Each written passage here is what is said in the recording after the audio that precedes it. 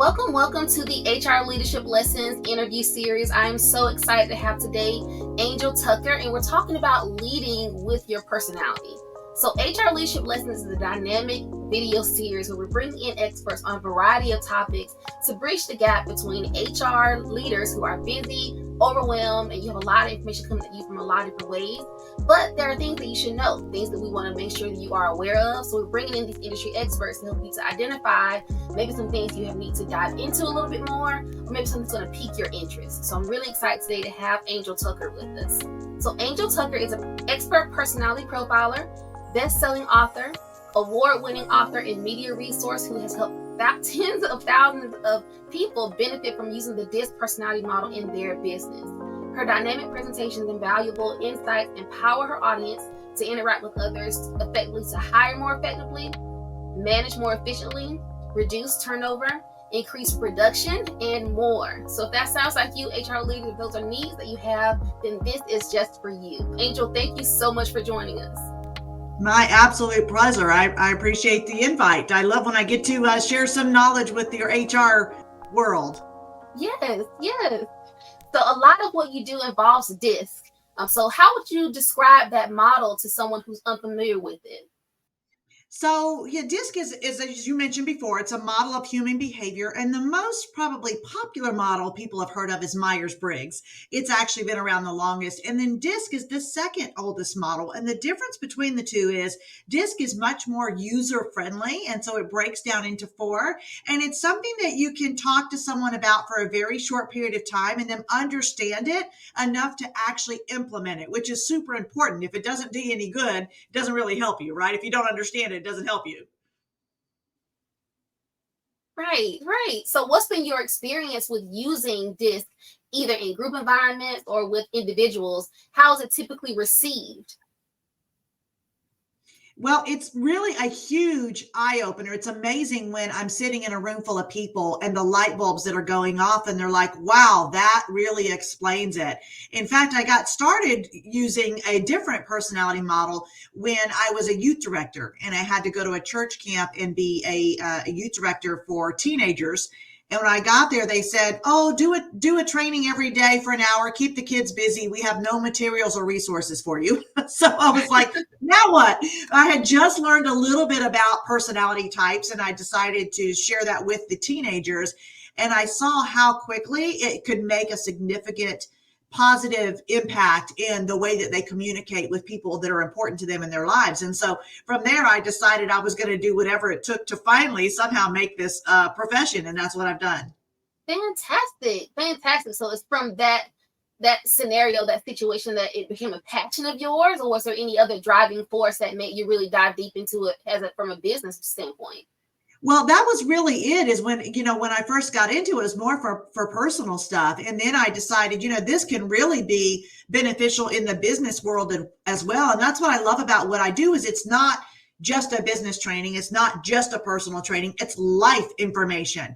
And the reality is, yes, people can definitely benefit from this, but the people that they're over can benefit from this. And when those people have a better life at home, then they're going to have a better life at work. And that's our goal, is to show people, how can I utilize this in every interaction I have with other people, not just in one realm or the other. Yes. So I love that. And even talking about how HR leaders can utilize it to help make better decisions. I think oftentimes we get so stuck on, what's the right fit, or what's the best way to compare, this candidate to this candidate, or this manager to this manager, when you're placing employees in different roles. So this could be a really good model to use to help to kind of give some objective data around the situations and not just what we feel going into them. Is that what you would say? Yes, so true. So true. A lot of times we end up doing things reactively instead of proactively. And so by understanding how to utilize DISC, it really helps you make better choices, which are, better for the company, better for you overall. And there's just a lot of benefits that come along with that. So from an HR standpoint, do you typically see DISC utilized when it comes to hiring, or what other applications do you typically see?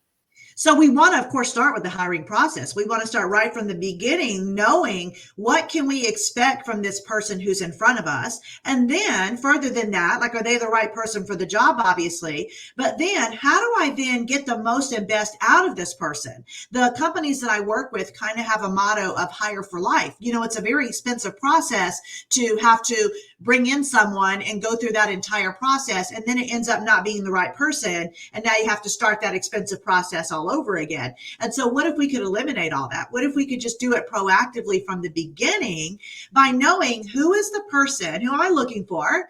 What personality meets that criteria? And is this the personality that meets that criteria? And then once you hire them, now, how do I get the most and best out of that person? How do I make them feel appreciated? That's actually the number one reason people leave a job. It has nothing to do with income or benefits. It's because they don't feel like they're valued, like they're appreciated. And so if you don't understand the personality of your team, then you might miss the mark when it comes to making them feel appreciated. Yes. So what you say, that's the biggest mistake that HR leaders make, is not taking into consideration the individual characteristics of each individual candidate and making just blanket decisions. Is that a big mistake that we make? Absolutely. It's a huge mistake, because what tends to happen is if we don't understand the people that are in front of us or our team, then what happens is we interact with every single person exactly the same. And the way that we interact with them is the way that we want to be interacted with. And Right. so if we do better with bottom line instruction, then that's we're going to give everybody on our team. But what if that person needs more? What if that person, needs details? What if they need time to ask questions? What if they need something explained a little bit differently? And so we go in and show people in HR, how do I do this? How do I first recognize who this person is?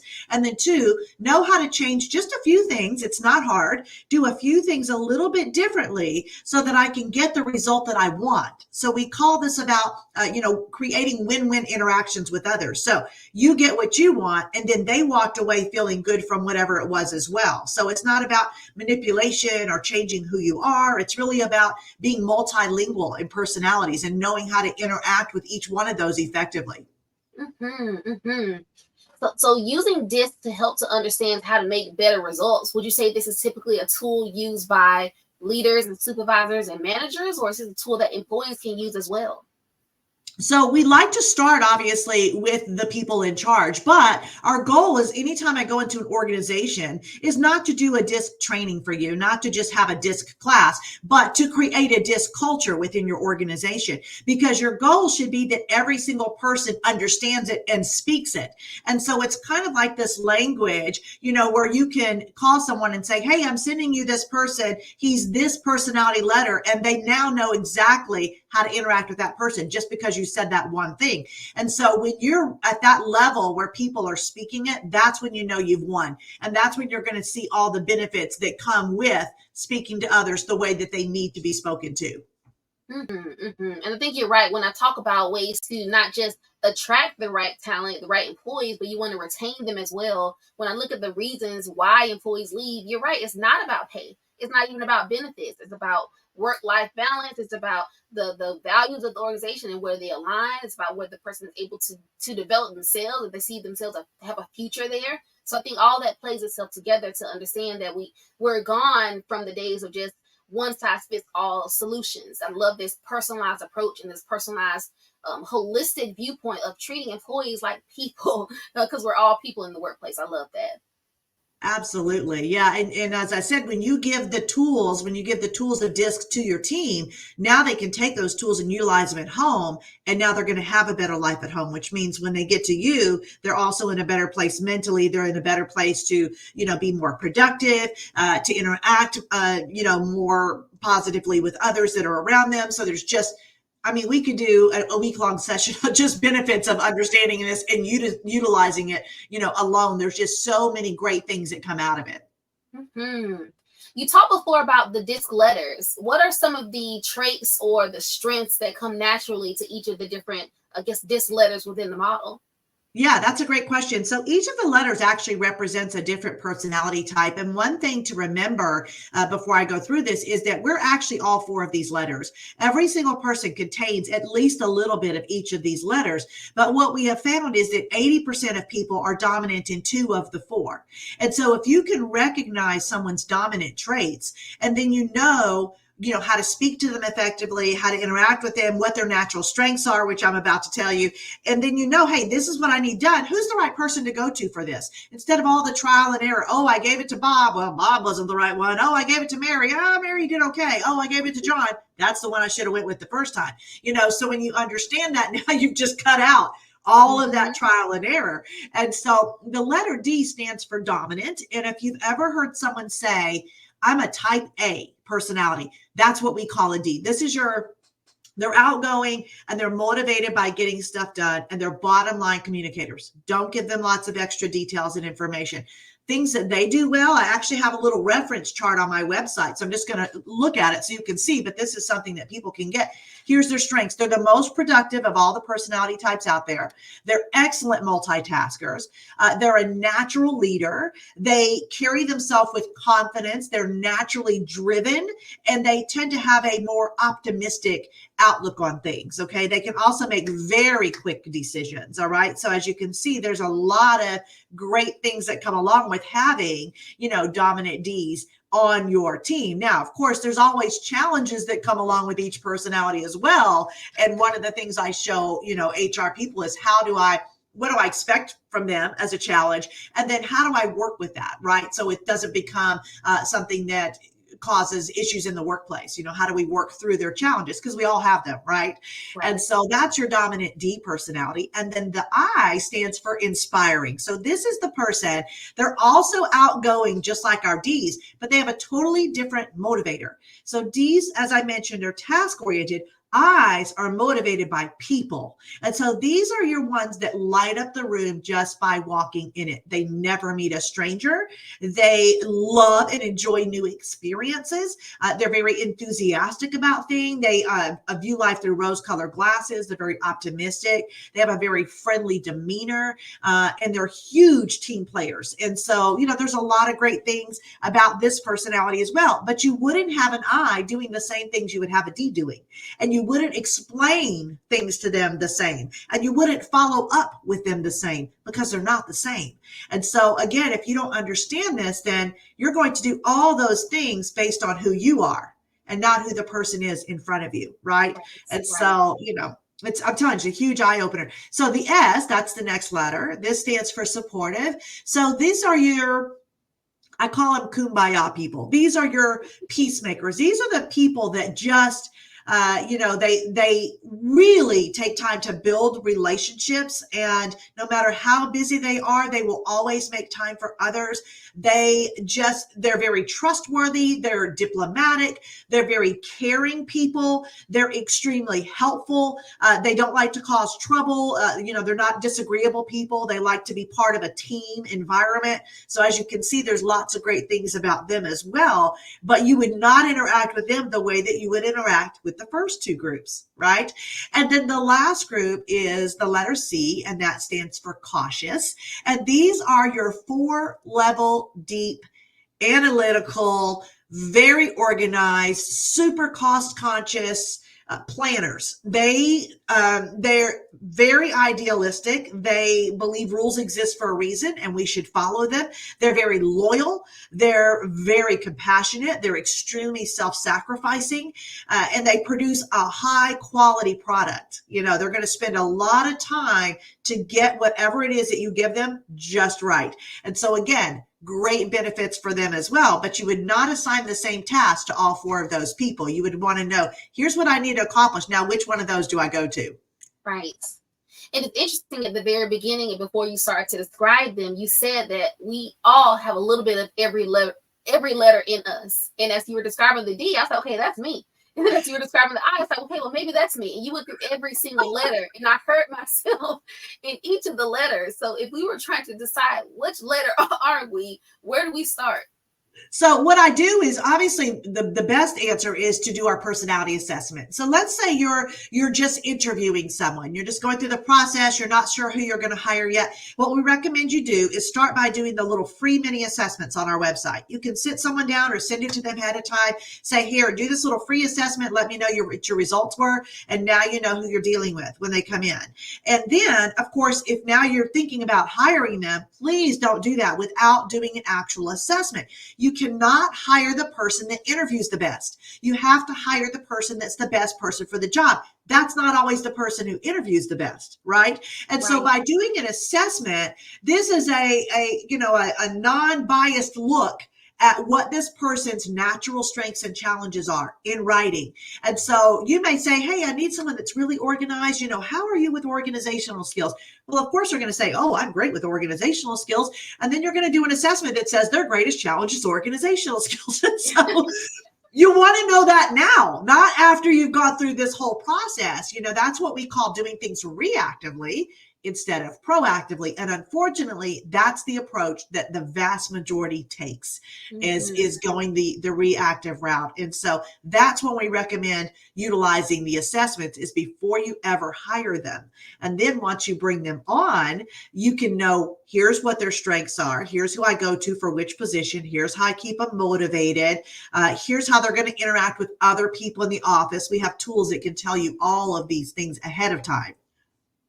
Nice. So how would one, if a new HR leader or an established HR leader wanted to get started with this, how would they organize all this information? Because it seems like there's a lot of data and a lot of data points. Right. Well, the best thing to do, honestly, I would start with the assessments, but then to understand, about DISC, I actually have a book I've written called Stop Squatting with Your Spurs On. It's actually became a bestseller the same month we released it. And it's really your Bible for this. It's understanding how to interact with each type very quickly. And so you'll read it through once, but you'll refer back to it forever. So let's say you're a high C, which is the very organized, detailed, and you have this I come in who's the opposite of you, and they're just all over the place and very forgetful, but yet great with people. Then how do I do that? How do I motivate them? How do I tell them information? How do I follow up with them? You just go read How to Interact with an I. In 5 minutes, you've reminded yourself what to do with that person. And so, and then we have, I do specific training that teaches them, how do I create a DISC culture within my organization? What are some simple things I can implement that we can put into place that don't cost you money? Okay. But that'll cost you a ton if you don't do them. And so, they just reach out to me for help with that and do some coaching and things along those lines. As we close out, are there any closing thoughts you'd like to share to leave with us? Really, it's just about the hardest part of doing what I do is paying attention to the person on the other side of the conversation. So that's what I would just encourage everybody to do, because if we're being honest, the person we're normally focused on is ourselves and what we need to get done. And, all this agenda, like you said, HR, goodness gracious, they are some of the busiest people I've ever met. They're very overwhelmed. You said it right at the beginning. And so a lot of times it's easier for this to go on the back burner and to talk to people, everyone that exactly the same. And then if they don't get it, it's their problem. Instead of just saying, wait a minute, let me take 2 seconds and try to figure out who are they and what can I change just a little bit to get a different result, right? And so I just want to encourage everybody to take that second and say, who is this person in front of me? And then go from there. Yes, I think it's really valuable to remember that it's important as HR leaders for us to not just go off of gut feeling and not just go off, like you said, the best interview. We have to have some different data points for us to review, to compare candidates to each other, or to compare candidates to the roles that they're going into, to not just continue to replace same with same, but maybe you need a different type of person in this role to have a different skill set, because that's what the role requires. So I love all the things you've shared here. Thank you again, Angel, for your time and for the work that you do in helping others to lean into our strengths and help us to identify our strengths so we can be the best version of ourselves. As you are watching, if you have any questions for Angel, feel free to drop them in the comments down below, and or reach out to her directly. I'm going to have her information down there as well. We will see you on the very next episode of HR Leadership Lessons. Thank you for your time. Thank you. Bye-bye. That ends our episode of HR Leadership Lessons. Everything we discussed today can be found at talentedteamsconsulting.com. Head to our website to access the show notes, relevant links, and all the resources you need to grow on purpose in HR leadership. If you enjoyed this episode, be sure to subscribe to the podcast and be sure to never miss future content. Drop us a review and show us some love, and show our guests some love on social media. Thanks again for listening.